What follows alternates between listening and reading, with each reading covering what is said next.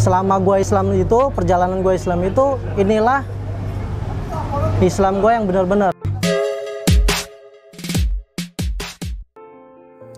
Pasangan berbeda keyakinan pasti akan memiliki beberapa tantangan yang dihadapi dan tak bisa dihindari. Seperti tidak direstui oleh orang tua, perbedaan prinsip dan masalah lainnya. Kisah rumit tersebut dialami oleh Willy dan istrinya.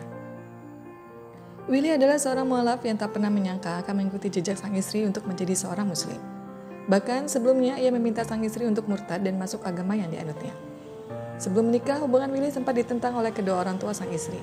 Terlebih saat Willy ingin mempersunting dan memintanya untuk menikah secara Kristen.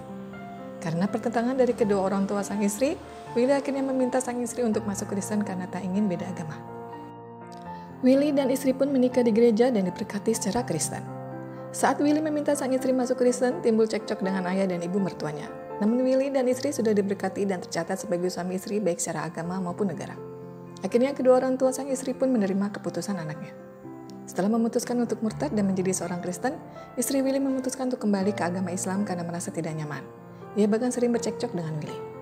Istri Willy juga mengatakan bahwa ia tak pernah diajarkan tentang agama Kristen oleh sang suami. Ia pun merasa bahwa ia masuk ke dalam agama Kristen hanya karena ingin menikah dan tidak benar-benar mendalaminya. Setelah itu istri Willy pun kembali menjadi Islam, namun Willy masih terus mengejar dan ingin kembali bersama sang istri. Setelah diberikan pilihan dan kesempatan kedua, akhirnya Willy memutuskan untuk menjadi seorang mualaf dan kembali bersama sang istri. Meski sudah menjadi seorang mualaf, Willy ternyata tak bisa wudhu dan sholat. Bagaimana Willy yang sudah menjadi mualaf kemudian akhirnya melakukan sholat pertamanya? Willy akhirnya menjadi seorang mualaf agar bisa kembali bersama sang istri. Meski begitu, Willy tidak mendalami agama Islam dengan sungguh-sungguh. Ia bahkan tak bisa wudhu dan sholat. Pada satu saat, Willy sedang berjaga di organisasi yang ia jalankan, kemudian ia dipanggil oleh seorang teman bernama Andre.